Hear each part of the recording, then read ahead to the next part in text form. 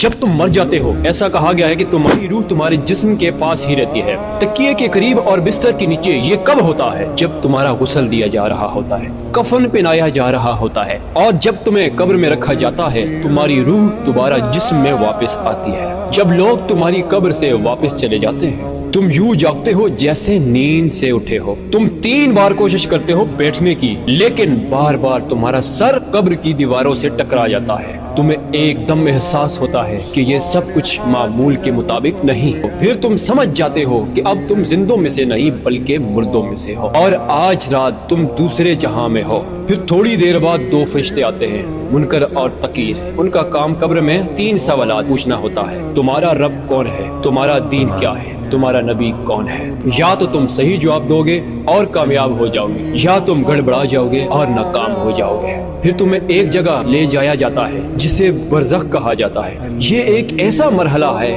جہاں 2 دروازے ہوتے ہیں، ایک دروازہ جنت کی طرف، دوسرا دروازہ جہنم کی طرف۔ وہیں تمہیں قیامت کے دن تک انتظار کرو گے۔ پھر حساب و کتاب کے بعد فیصلہ ہوگا تم جنتی ہو یا جہنمی۔ اور کبھی کبھار تمہارے رشتہ دار، دوست، احباب تمہیں قبر پر آ کر یاد کریں گے۔ کہا گیا ہے کہ ایک فرشتہ آئے گا اور تمہیں اطلاع دے گا تمہارے بیٹے نے تمہیں سلام بھیجا، تمہاری ماں، تمہاری بیوی، تمہاری بیٹی آئی ہے۔ تب تمہاری روح قبر کی مٹی کے اوپر آئے گی، ان کی باتیں سنے گی، ان کے قدموں کی آہٹ محسوس کرے گی۔ یاد رکھو میں نے یہ سب پہلے اپنے لیے لکھا، پھر تمہارے لیے، تاکہ ہم گناہوں سے توبہ کریں، زندگی کی حقیقت کو پہچانیں۔ یا اللہ ہمارے گناہوں کو معاف فرما۔ کمنٹ میں آمین ضرور لکھیے گا۔ نبی کریم صلی اللہ علیہ وسلم نے فرمایا میری طرف سے ایک آیت بھی ہو لوگوں تک پہنچاؤ، بس اگر تم تک یہ بات پہنچی ہے تو کسی اور تک بھی پہنچا دینا۔ جزاک اللہ۔